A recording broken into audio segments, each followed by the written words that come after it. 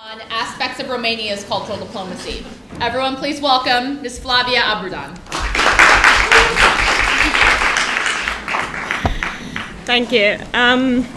Maybe I need to explain a little what EU litigation unit is, meaning it's the service supporting the agent of the government for the European Court of Justice from Luxembourg. Though I will express my personal opinion here and I do not represent a ministry. The paper has been written together by me and my father, who's a professor at the Technical University from Cluj-Napoca, Romania. And it deals with, well, to a certain extent, it's the same topic as the one treated by the Romanian ambassador for the UN. So I hope I can say to the same level, even though I'm surely much more nervous than she was. And I will present the same topic from a different perspective, meaning the specificity of the Romanian culture through the management and the Romanian management and, yes, leadership. I promise to try to be as short as possible because it's pretty late and I know how tired everyone is. I would like to start with some general aspects regarding culture. And I would like to say that culture itself does not only identify the similarities and differences among the cultural heritages of various states, but creating a common frequency for actors on a global level. But it can also be a means of achieving an accord between the points of view of the citizens and political sphere. As we all know, of course, sharing culture can lead to mutual understanding and acceptance of another's identity, but it can also be very successful where other images and identity promotion strategies will fail to get results. Now, what do I mean by searching for the specificity of a culture? I think it is about identifying the background and the methods according to which the temperament in case is more sensitive and more receptive. Thus, an approach adopted according to these coordinates would lead quickly to a good performance. This approach to the identified specificity is therefore, I would say, of strategic importance because without leading to isolation from another culture, it permits an approach to the cultural space in question that the system would perceive as natural.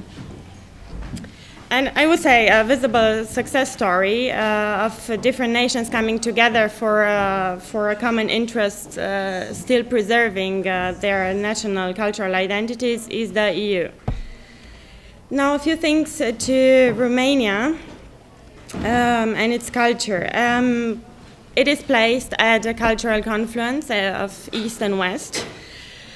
Latin people, Greek Byzantine spirituality, defined by a very tumultuous history, which spurred the country's penchant for compromise and negotiation in order to survive the invasion of diverse powers. It bears the imprint of living together with different minorities, which makes, together with the country's own cultural background, generated its identity. I would like now to enlighten a few landmarks of the Romanian culture relevant to its cultural diplomacy. And the way I tried to show this in the paper was first of all, drawing a so-called dialogue, a comparison between the principles of two actors who have assisted development of state and political organization of two entities.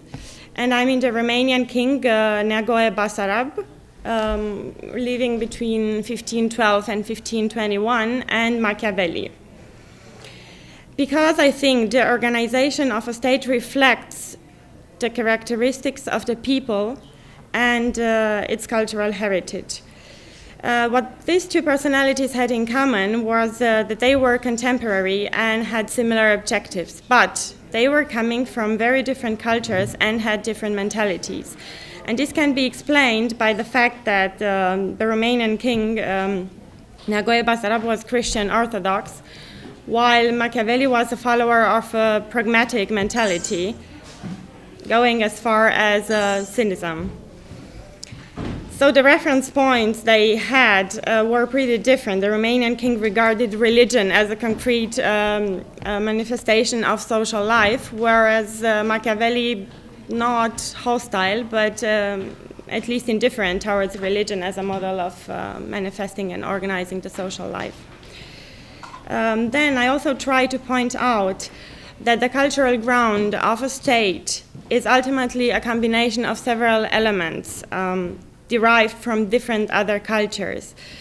And there are interferences of the principles of the Romanian king, a visionary at that time, 1521, with regard to the system of state organization. And I mean interferences with the Christian philosophy, with the philosophy of Aristotle and Plato, elements of Japanese and Arabic culture, the Enlightenment of Jean-Jacques Rousseau, the theory of hierarchy of human needs developed by Maslow, or the Douglas MacGregor's theory of labor motivation.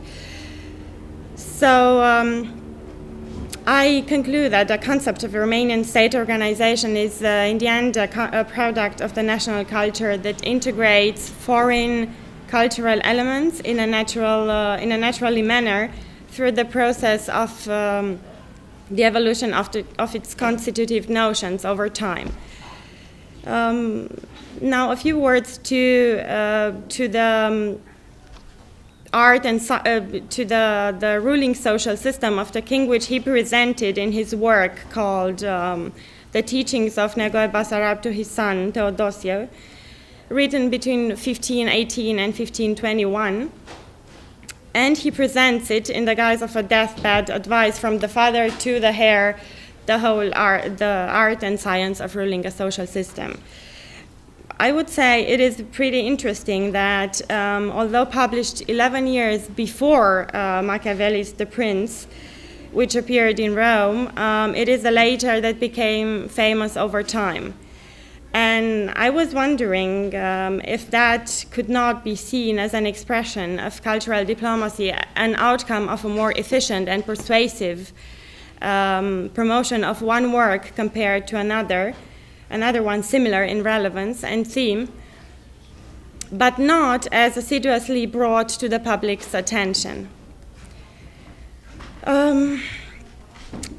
In this context, we could say that the mission of a state's cultural promotion strategy becomes obvious, the purpose being to make the works and the forms of manifestation ever better known in the world, and also to generate a representative emblem of that culture.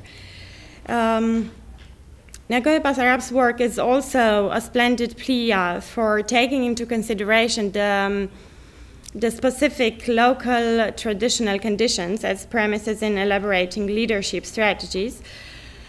And now I would just want to mention a few interferences with other cultures I mentioned before. I would not take everything because, as I understand, you will have the paper online posted, so you will be able to read everything, including a lot of quotations of Neagoe Basarab, which would take now a lot of time because he's using an archaic language, and it's difficult to understand it in Romanian, and probably it's even more complicated in English.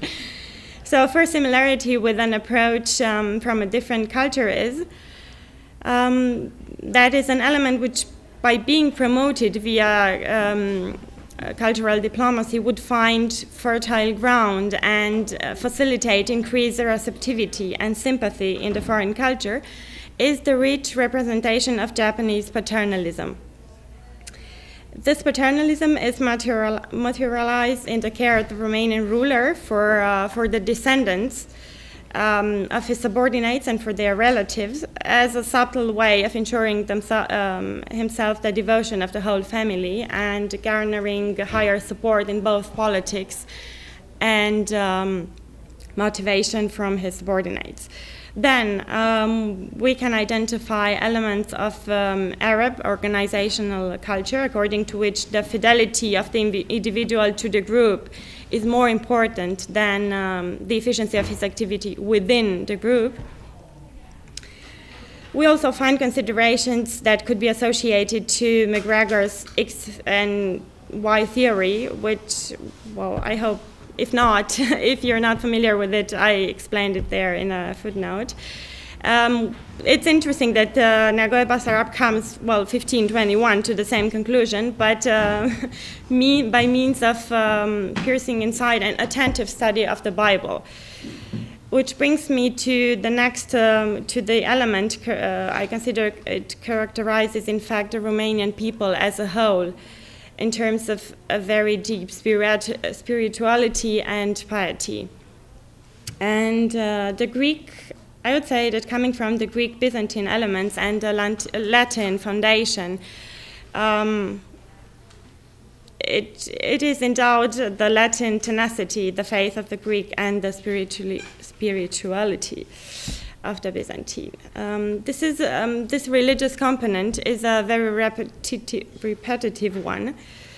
In a larger sense, again, characteristic for the Romanian identity.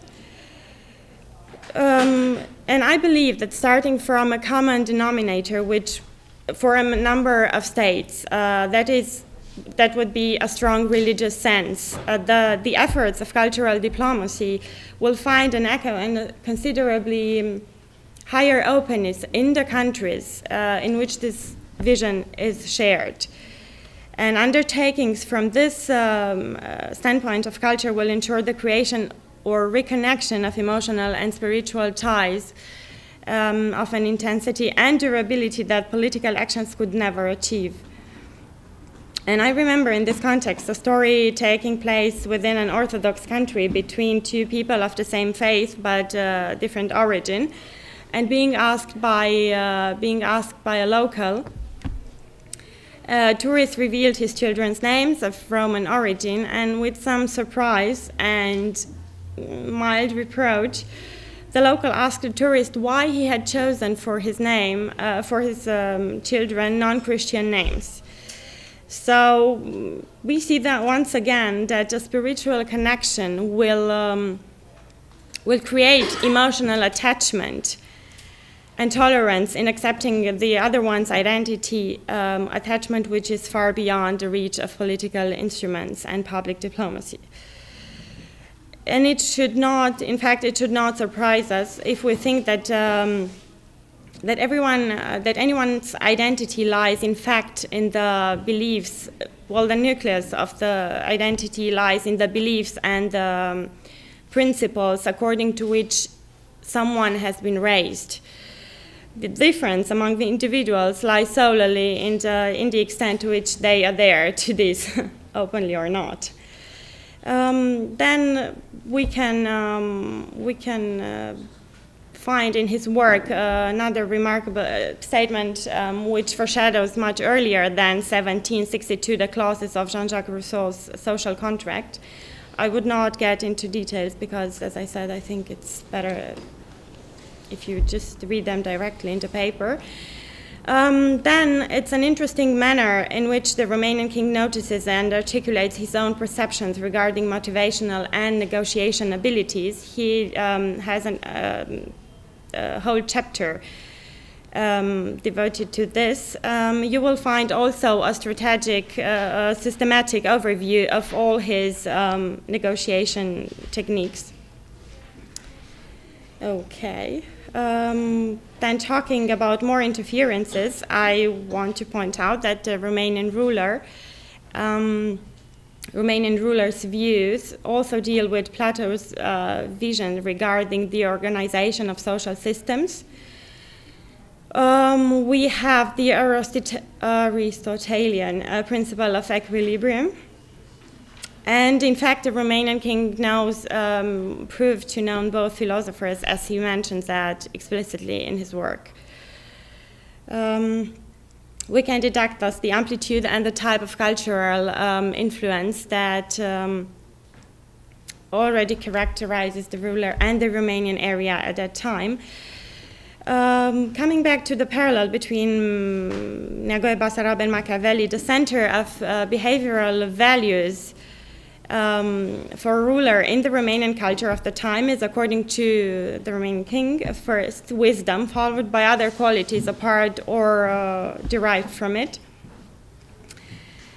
While for Machiavelli, wisdom is the first necessary quality of a ruler.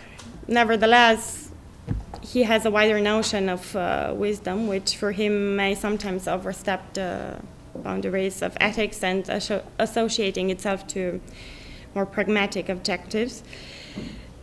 We find the central role of wisdom in an Islamic hadith, which I don't know if I pronounce it correctly. It's a saying or a commentary to a verse in Quran, which says, if one endeavors to think and is wrong, he is rewarded, and if he is not wrong, he is doubly rewarded. Therefore, intellectual effort, even apart from its outcome, should be respected. Another interesting aspect, inspired by the historical experiences of the Romanians and expressed by Neagoe Basarab, is the influence of women in the leader's process of taking decisions. He perceives the role of women from the perspective of his personal experience, which means it's an important and beneficial influence in his ruling.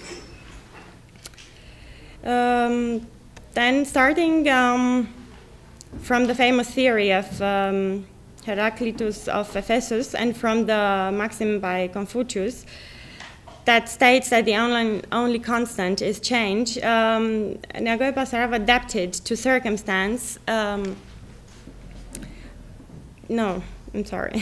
teaches his son in the tactical spirit of flexible attitude and thinking adapted to circumstances and the environment of activity. He ends the teachings to his son by almost ready, by an admirable advice, and I quote, "and teaching us so that we ourselves accomplish all, and that no one acquires anything less he be worthy." I think it is a piece of advice for our entire cultural space, which exudes pride, dignity, an urge towards learning and work, to a capitalist spirit and to equality, to ownership and competition, and also being a strong plea for competence. Well, the Romanian ruler is, in our opinion, a visionary of his age, since his principles are often found in current principles of leadership. At the same time, we can also reflect upon the following question. Could we assume that the current leadership method extrapolated to the system of global governance represents only a reworking of principles as old as the world itself? Whatever the answer might be, we noticed the participation of Romanian culture to subtle aspects of governance, be it national or global. I'm finished.